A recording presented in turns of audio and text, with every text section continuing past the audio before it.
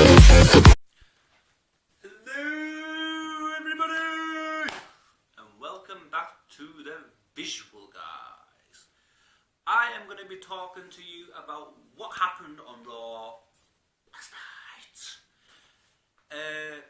Before we start off, just to let you know, I catch this up after work because obviously I can't watch it last night because of work, obviously. So if I missed anything, I do apologise. Leave in the comments below and we'll get sorted. But first, let's get to it. The top story though was Mick Foley gets the claw out. I don't know why I did that, but yes. Starts off with Steph and Mick come down. Steph wants to know who Mick Foley was sucking. Funnily enough, Mick said, "You." But we all wish. But no, she wasn't pleased about that, blah blah blah. The next minute then Triple H comes down and says that just do as you're told, you're a waste of space, look in the mirror, no one likes you, blah blah blah. And I was like, get out of my ring. So it's like Mick Foley slowly walks away. Next minute he gets the claw straight into Triple H's mouth.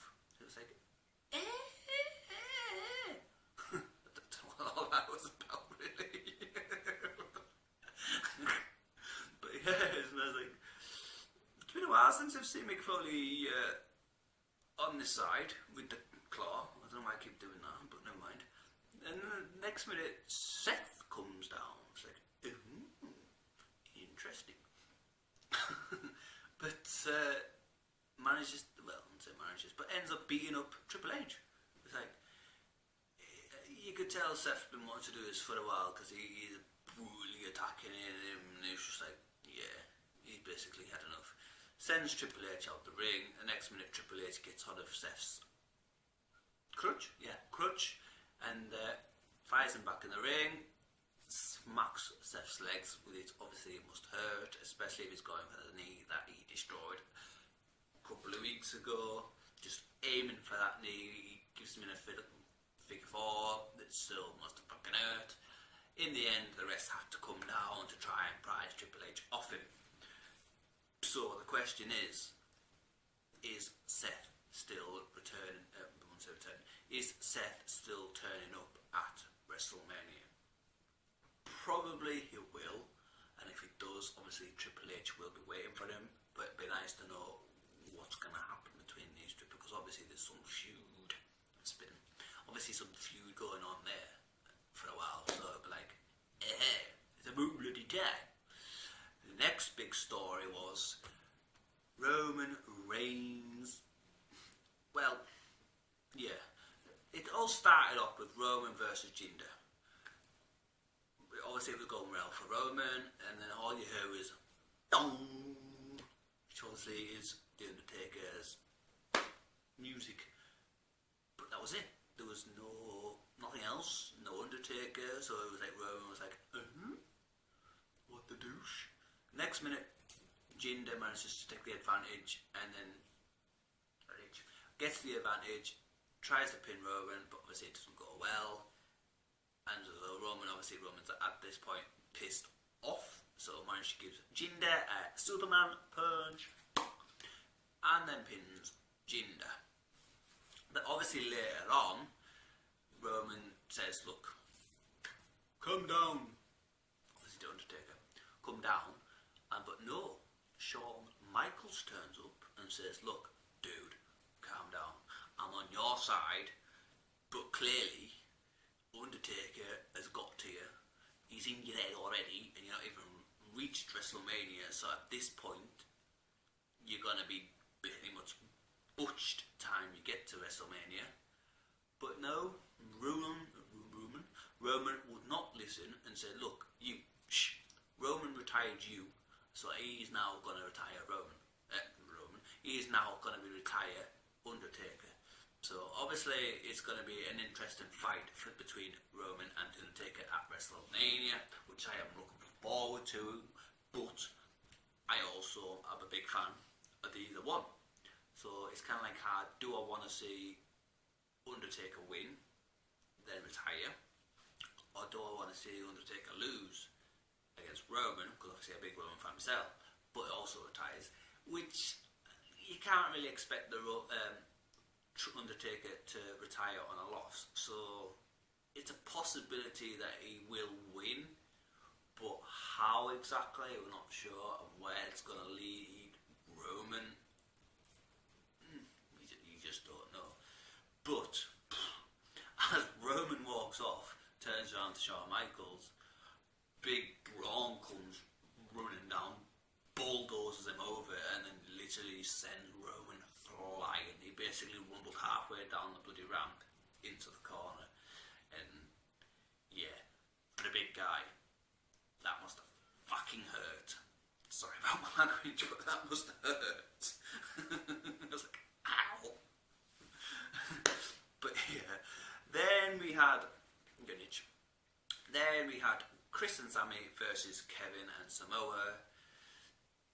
To start off with, why were these two together, and like these two were together, I don't know, but it was like, yeah, hey, okay. Starts off well though. Sami, obviously, he's in control at this point.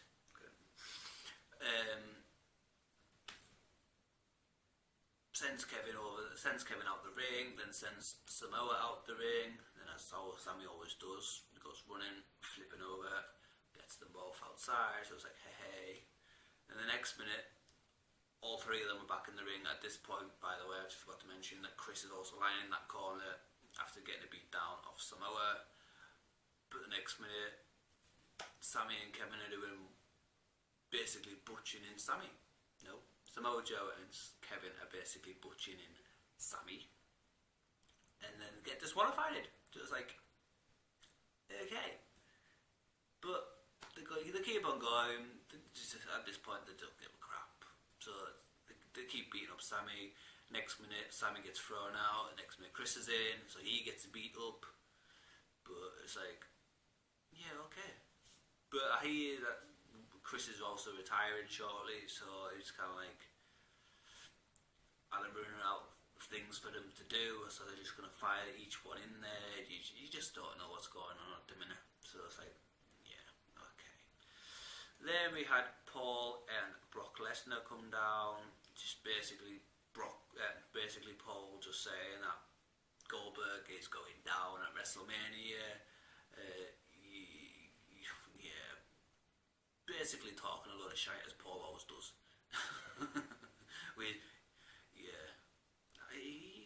How he doesn't lose his voice the way he says, I have no idea. Maybe I hear my voice, but yeah, apparently Brock Lesnar is going down. Apparently Goldberg is going down at WrestleMania, and what are the also rumours are that it's also going to be about 7 minutes, if that, of a fight between these two, because obviously Goldberg can't fight for long periods of time, so it'd be like all this lead up for just 7 minutes. This is kind of like stupid, but kind of like got you on your feet, kind of got you on the edge of your seat kind of thing. So it's like, okay, basically, okay. Then we had Bayley and Nia Jax. Obviously, Bayley was in control from the start in this one. She was doing well, doing good. Next minute, Nia gets Bayley in the corner, and Nia ends up getting disqualified, which I'm not surprised really, because obviously she's a big woman, and when she's pissed off about something, then she'll keep on going, which I wouldn't like a slap off her, but anyhow, we'll go on our subject. Yeah, she gets disqualified because obviously she was in the corner with Bayley for too long, so it's like, yeah, okay, Bayley wins, so well done, lass. Then you had Enzo, Big Cass and Sheamus, which, and Cesaro, by the way. Why, I don't know, again, because I think this is the third fight between these two, or three, well, four even. Well, obviously Big Cass and Enzo versus Enzo and Sheamus. Why they've got 3 fights against them, I have no idea. But Cesaro starts it off with a double kick against Big Cass, all going well, a couple of tags here and there, so hey. Next minute the club come down, so the bell goes ding ding, so no one really wins, but no one gets disqualified. But obviously the club is sending a message to someone out there, so they go after Enzo, then they go after Big Cass, then they go after Sheamus, then they go after Cesaro, so basically they're just working their way through everybody who's like, yeah, basically. And then we had Sasha and Dana Brooke. I'm not a big fan of Dana, to be honest, but hey, so obviously we had Bayley with Sasha and you had Charlotte with Dana. And short and sweet, Sasha wins, but she wins by cheating. So it's like, you bad girl. So it was like, yeah, okay then, fair enough. And then after you had Charlotte come in the ring saying, Dana, you're a disgrace, you're not welcome in my car anymore, blah blah blah. So basically do one. But give her a due, Dana stood up for herself. Like I said, I'm not a big fan of her, but she actually stood up for herself and give Charlotte a good old beat up. So it was like, about time she bloody stood up. Yeah, I'm not a big fan of her, but she has had some criticism of Charlotte in the past. So it's like, it's about time she bloody stood up for herself. So what's going to happen between these two? I wonder. And then lastly was Big Show and Titus O'Neil. Like I say, again, it was short and sweet. 3 choke slams from the Big Show. Titus gets pinned. I was like, hey. And yeah, sorry if I just got to say, yeah, you had the cruiserweights, short and again, the usual cruiserweight, higher flying, weird shouting, not really any big importance. So if you want to know, then fair enough, I'll let you know in the next episode, but I'm not really going to go into it's cruiserweights. No one's really interested in the cruiserweights at the minute. Nothing apart from when Neville is involved, and yeah, not really interesting. But hey, so yes, guys, that was this week's Raw. We've got Dan on tomorrow for SmackDown, so don't forget to watch him. And as usual, guys, don't forget to like, subscribe, share, tell your friends, your family, your peeps, the world, if needs be. And until next time, we'll see you soon. Peace.